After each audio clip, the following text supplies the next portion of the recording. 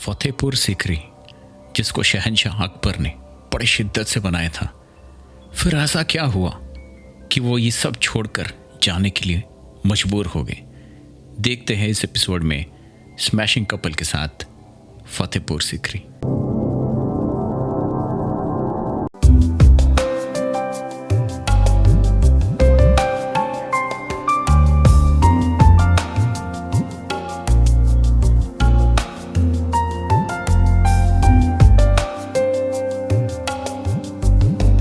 और क्योंकि फतेहपुर सीकरी तक गाड़ी नहीं जाती है तो हम बैठ जाते हैं एक ऑटो रिक्शा में, और बड़े दिनों के बाद, बड़े बरसों के बाद ऑटो रिक्शा में सवारी करने का मज़ा ही कुछ अलग आया।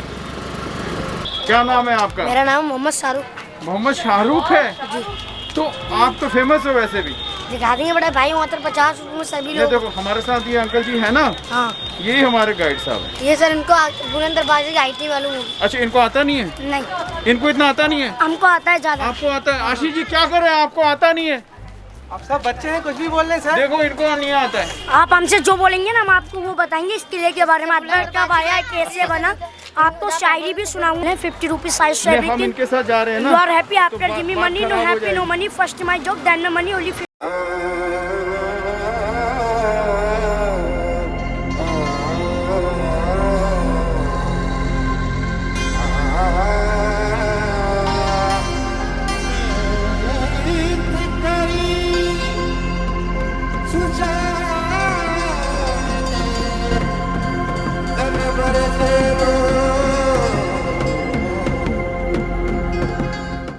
और ये पेट तो सबको पालना पड़ता है, चाहे बच्चे हो या जवान हो।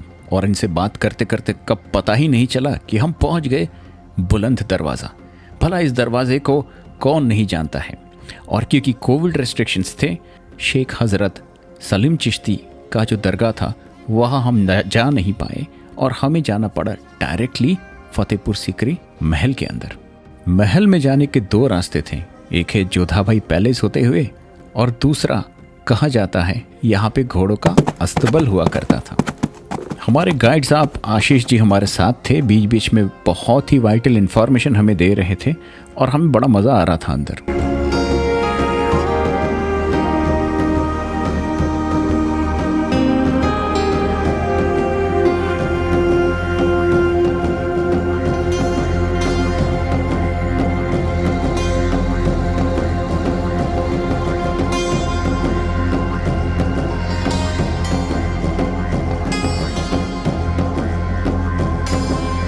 ये फतेहपुर सीकरी का वो दरवाज़ा है जहाँ से अक्सर सोल्जर्स और वर्कर्स और काम करने वाले लोग अंदर आया करते थे, और महल में काम करके इसी दरवाजे से वापस भी अपने गांव में चले जाया करते थे। ये मकबरा है एक हाथी का, जिसका काम था लोगों को, यानी कि क्रिमिनल्स को, अपने पैरों के नीचे कुचल के मार डालना।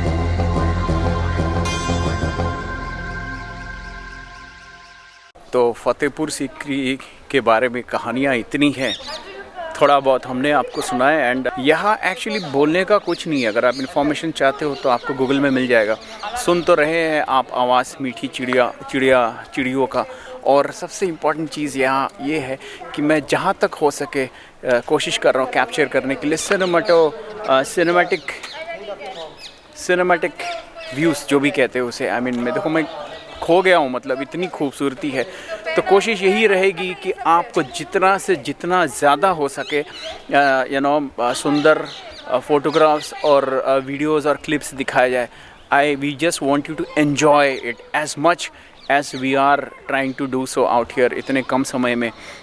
और सबसे इम्पॉर्टेंट चीज़ ये है कि कैमरा कितना जस्टिस कर पा रहा है ये तो नहीं पता, but I hope you are having a very good time. तो चलिए तब तक देखिए कुछ और cinematic shots and have a great time enjoying Fatehpur Sikri. I am sure आप हमारे साथ फतेहपुर सीकरी बहुत एंजॉय कर रहे हो। दीज आर द वॉशरूम्स, उस ज़माने के वॉशरूम्स।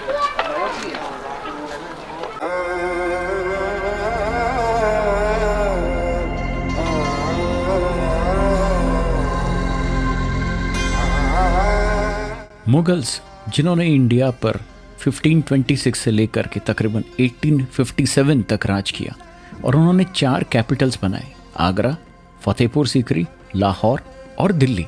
कहते हैं शहंशाह अकबर बड़े ही एडमिनिस्ट्रेटिव रूलर हुआ करते थे और वो सारे रिलीजन्स यानी कि सारे धर्मों के लोगों को इक्वली इम्पोर्टेंस और रिस्पेक्ट दिया करते थे।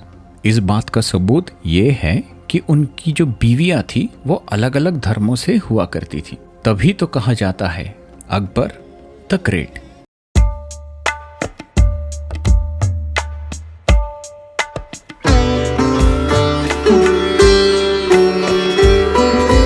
फतेहपुर सीकरी का महल अभी भी अकबर के ज़माने की तरह दिखता है, क्योंकि कभी भी इस महल पर किसी ने अटैक नहीं किया और शहंशाह अकबर को ये महल छोड़ करके इसीलिए जाना पड़ा क्योंकि यहाँ पे पानी की शॉर्टेज हो गई थी।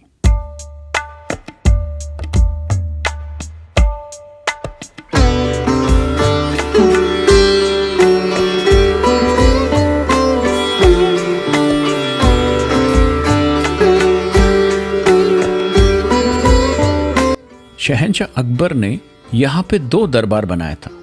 एक है दीवाने खास यानी कि खास लोगों के लिए, जो एक तरह का पार्लियामेंट हुआ करता था, और यहाँ पे वो 9 ज्वेल्स अपने नवरत्न के साथ बैठ करके इसी पिलर पर वो मीटिंग्स किया करते थे। और दूसरे तरफ है दीवाने आम यानी कि आम जनता और आम लोगों के लिए। यहाँ पर बेसिकली एक कोर्ट की तरह वो बैठकर बड़े शान से विचार किया करते थे और रूलिंग्स दिया करते थे।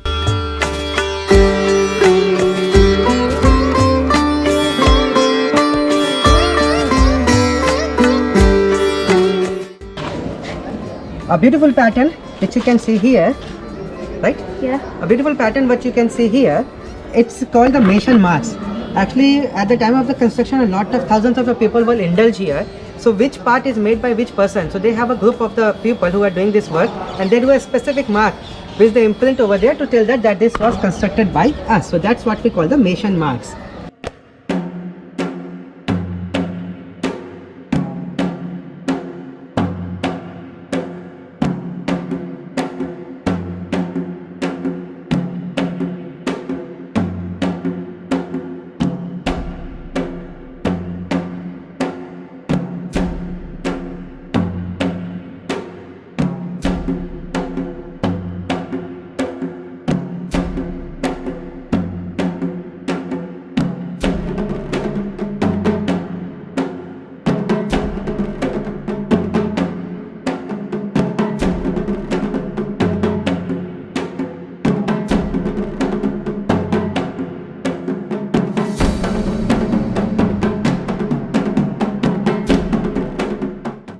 यहाँ चलते हुए ऐसा लगता है कि कभी शहंशाह अकबर और उनकी बीवियाँ 3 बीवियाँ इन्हीं पत्थरों पे चले थे। शहंशाह अकबर, जोधाबाई, और वहाँ पे पीछे लाइब्रेरी है, ये पंचमहल है, ये दीवाने खास है।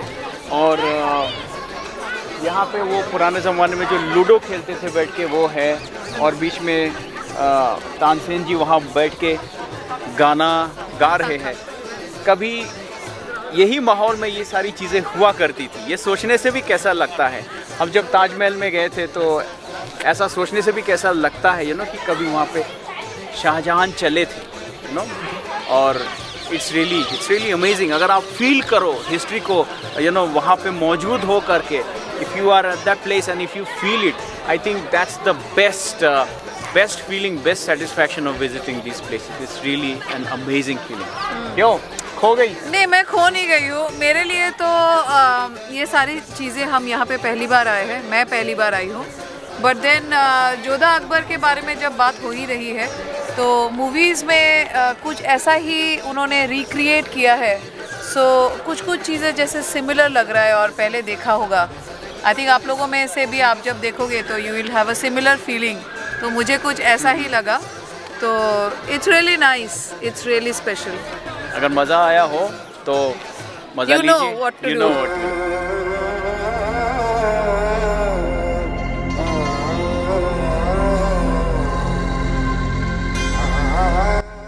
एक ज़बरदस्त सनसेट के साथ ख़त्म हुआ हमारे फतेहपुर सीकरी का ट्रिप। फतेहपुर सीकरी आज भी वैसे ही चमक धमक और रौनक में है।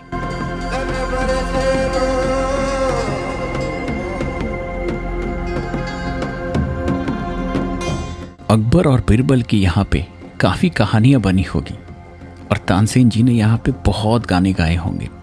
तो वीडियो अगर पसंद आई हो तो लाइक, शेयर और सब्सक्राइब कर देना।